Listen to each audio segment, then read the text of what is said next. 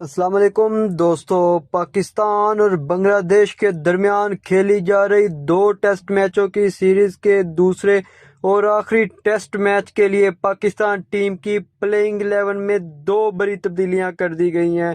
Final playing 11 کا اعلان کر دیا گیا ہے۔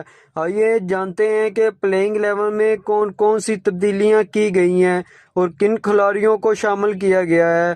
پاکستان ٹیم کی ممکنہ پلیئنگ 11 کچھ اس طرح ہوگی: نمبر 1 امام الحق، نمبر 2 اذان اویس، نمبر 3 عبداللہ فضل، نمبر 4 شان مسعود، نمبر 5 محمد رضوان، نمبر 6 سعود شکیل، نمبر 7 سلمان علی آغا، نمبر 8 ساجد خان، نمبر 9 نعمان علی، نمبر 10 خرم شہزاد اور نمبر 11 محمد عباس شامل ہوں گے۔